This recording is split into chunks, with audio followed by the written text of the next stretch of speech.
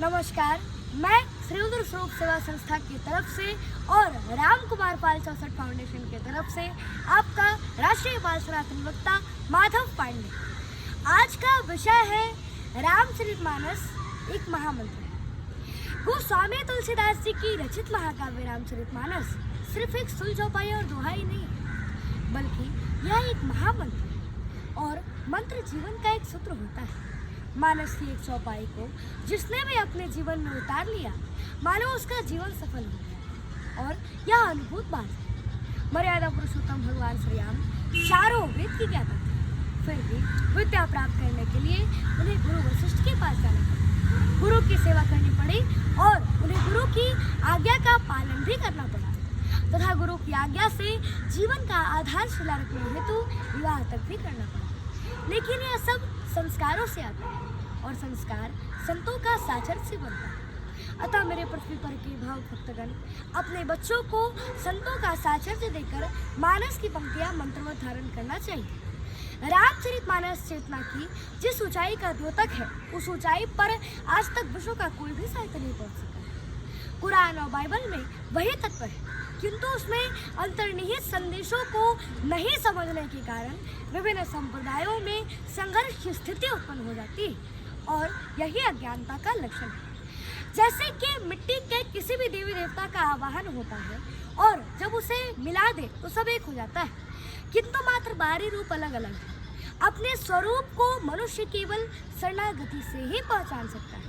अतः प्रेम पूर्वक भगवान नाम के स्मरण मात्र से ही प्रभु की कृपा प्राप्त हो सकती है। राम ही केवल प्रेम प्यारा और ना मिले हु जो जान निहारा। गीता में अर्जुन का जो प्रश्न है, उससे भी ज्यादा ऊपर स्तर का प्रश्न मैया सती ने भगवान शिव शंभू से किया था। मन में जब संदेह रहता है तब प्रभु को पहचाना नहीं जा सकता।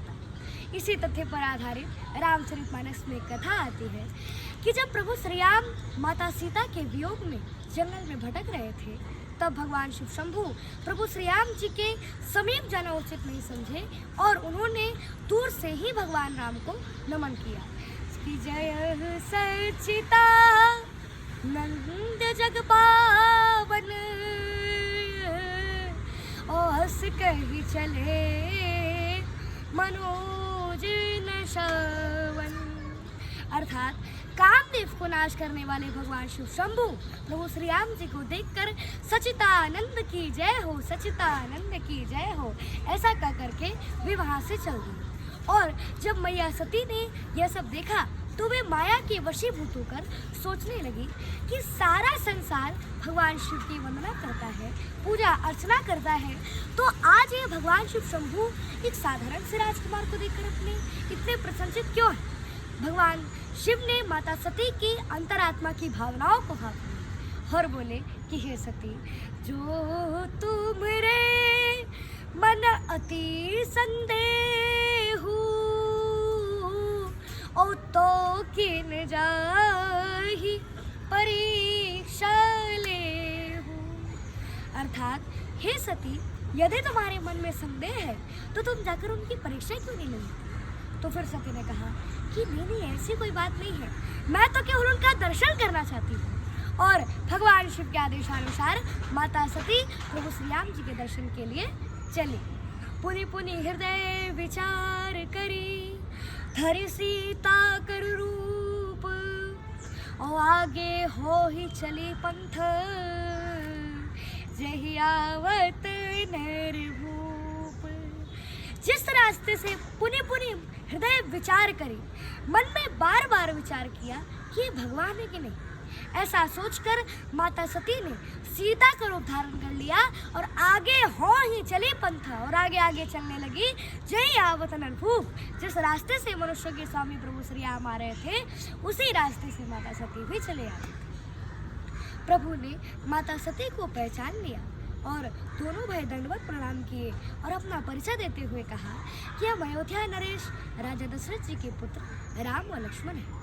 पिता की आज्ञा मानकर हम वनवास आए थे। मेरे साथ मेरी भार्या सीता भी थी। सो उसे रावण हरण करके लंका ले गया। अरे हम तो इस धराधाम पर लीला करने आए और आप इस जंगल में अकेले, विपिन अकेले फिरे गई है तू, और पिता शिव कहाँ है? भगवान राम ने तत्क्षण ही माता सती को संसार के हर स्त्री के प्रति अपराध मरते हुए कहा कि अतिवृष्टि भई फूट ही क्या रे, ओ भई स्वतंत्र बिगड़ ही नारे। अर्थात हे माता, जिस तरह से अतिवृष्टि होने के कारण खेत की क्यारी टूट फूट जाती है, टेढ़ी मेढ़ी हो जाती है, नष्ट हो जाती है, उसी तरह से संसार की हर स्त्री को स्वतंत्र नहीं होना चाहिए, और जो स्त्री स्वतंत्र हो जाती है उसका चरित्र बिगड़ जाता है। अर्थात अगर आपके साथ में भगवान शिव शंभू होते तो आप में सीता का रूप धारण करने की बिल्कुल भी साहस नहीं होती, और अगर मैं आपको सीता समझकर आप में निपट जाता तो आप कहाँ की रहते? आज हमारा चरित्र ने आपको बचा लिया। माता सती प्रभु श्री राम जी के समीप लज्जा के कारण पानी पानी। जय जय श्री राम। हर हर महादेव।